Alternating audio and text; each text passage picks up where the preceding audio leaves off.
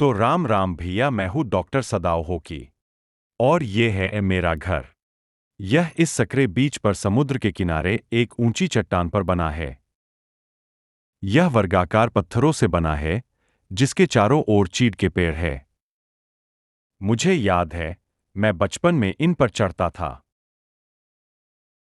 मेरे पिताजी अक्सर मुझे यहाँ लाते थे और उन समुद्री द्वीपों के बारे में बताते थे कि वे हमारे भविष्य की सीढ़ियाँ हैं।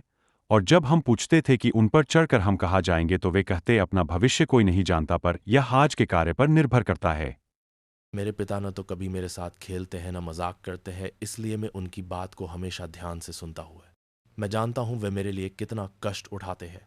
उनकी सबसे बड़ी चिंता मेरी शिक्षा थी, इसलिए उन्होंने मुझे 22 वर्ष की उम्र में मेडिकल की शिक्षा के लिए अमेरिका भेज दिया था, जहाँ मैं 8 वर्ष रहा व 30 की उम्र में वापस आया। आज मेरे पिताजी मेरे साथ नहीं हैं, परंतु उन्होंने मुझे सफल डॉक्टर और वैज्ञानिक बनते देखा है। आज मैं सेना के साथ विदेश नहीं गया तो उसका भी यही कारण है कि मैं एक अच्छा डॉक्टर हूँ और एक सेना के जनरल की दवा कर रहा हूँ। उसे कभी भी ऑपरेशन की ज़रूरत पड़ सकती है। हालांकि यहाँ रुकने का एक कारण यह भी है कि मैं घाव को पूरी तरह ख़त्म करने की दवा के अपने प्रयोग को पूर्ण कर रहा हूँ, क्योंकि क्योंकि द्वितीय विश्व युद्ध में सभी डॉक्टर सेना के साथ विदेशों में है, पर मैं जापान में ही रुका हूँ। चलो, अब कोहरा बाढ़ रहा है तो अंदर चलते हैं, जहाँ मेरी पत्नी हाना और मेरे 2 बच्चे हैं। यार, मैं सोच रहा था कि यदि हना से मेरी शादी न होती तो मैं किससे शादी करता। चलो बो, तो अच्छा था कि उस दिन अमेरिका में मुझे हाना मिल गई।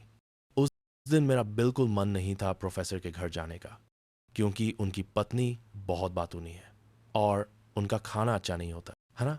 एक नई छात्रा थी और मैंने सोचा कि यदि ये जापानी हुई तो इससे प्रेम करके शादी करूंगा, क्योंकि पिता हमेशा जापानी रीति रिवाजों को बहुत मानते हैं और वह किसी और जाति की लौकी को कभी स्वीकार नहीं करेंगे। हम जल्दीबाजी नहीं करते, पहले अपनी पढ़ाई पूरी कि फिर जापानी रिवाज से हमारी शादी हुई। आज हमारे 2 बच्चे हैं। ओ ओ, वहाँ क्या है? ये कौन होगा? कौन हो सकता है? कोई मछुआरा होगा। वह घायल है। वह घायल है। वो पीठ में गोली लगी है। ये एक युद्ध बंदी है, इसके कैप पर यूएस नेवी लिखा है। वो पीठ में गोली लगी है। इसका क्या करे? सबसे अच्छा यही होगा इसे समुद्र में फेंक दे। क्या तुम इसे समुद्र में फेंक पाओगे? अगर इसे पुलिस को देंगे तो ये मर जाएगा। मैं नहीं चाहता ये जी, पर यदि ये घायल ना होता तो मैं इसे पुलिस को दे देता। नहीं, ये काम तुम्हें अकेले करना होगा। चलो, इसे घर में ले चलते हैं। नौकरों से कह देंगे कि हम इसे पुलिस को दे देंगे। ये और हमें ऐसा ही करना होगा। तुम अपनी सोचो सदाओ, और अपने बच्चों के बारे में। यह बहुत गंदा है। गर्म पानी लाओ, इसे साफ करें। नहीं, आप नहीं, मैं यूमी से कहती हूँ। ठीक है, तुम यूमी को बताओ, मैं यूमी, तुम बाकी गर्म नौकरों पानी को लाओ। बताता हूँ। अब इसे साफ करो। नहीं, मैं घोड़ों को साफ नहीं करूंगी। ठीक है, तो जाओ अपना काम करो। Doctor, Yumi, come quick! ये भी तो आदमी ही है। तो क्या तुम इसका ऑपरेशन करोगे? ये जवान है, नहीं तो अब तक मर जाता। इसे बेहोशी की दबा देनी होगी। मैंने कभी बेहोशी की दवा किसी को दी नहीं है। ये बहुत सरल है, बस रुई को दबा से भिगोया और इसके नाक पर लगा दिया।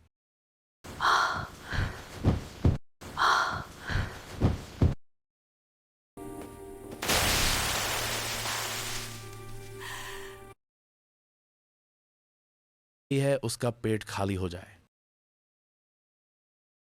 तुम चिल्लाओ, मैं नहीं चाहता कि तुम जियो। मैं तो ये भी नहीं जानता मैं ये क्यों कर रहा हूं। बेहोशी की दवा कहाँ है? तुम सही समय पर आए। यह होश में आने वाला था। अब दबा इसकी नाक के पास लगाओ। मेरे दोस्त, तुम बच गए। गोली किडनी में धंसने वाली थी।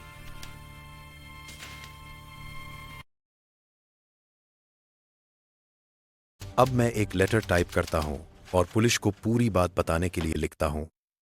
पर आधा लिखा लेटर अपने ड्रावर में रख देता हूं। अब एक दिन 2 घटनाएं घटती है। एक तो सुबह से सारे नौकर काम छोड़ देते हैं और दूसरा दोपहर में 2 सैनिक मेरे घर आते हैं। हना तो सैनिक देखकर डर जाती है और सोचती है बे मुझे पकाने आए हैं। शायद नौकरों ने सब बता दिया पर ऐसा नहीं था। बे तो जनरल की तबीयत रैब है ये बताने आए थे। General needs a doctor immediately. Doctor, how am I? You need rest, but we'll talk more soon.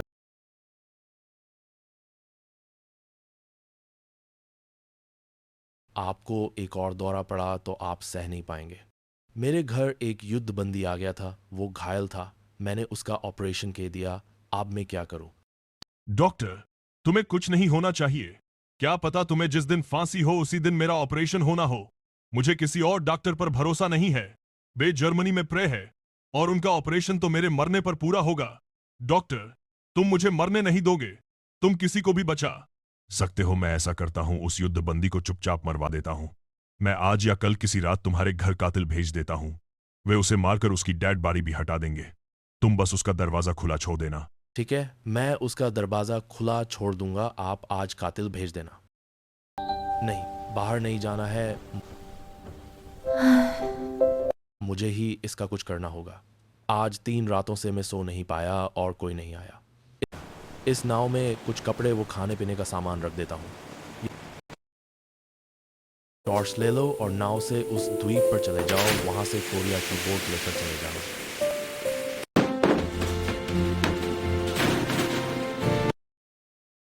फिर मैंने जनरल का ऑपरेशन कर दिया था। अब वो बात करने लायक हैं। मैं उनको देखने जाऊंगा।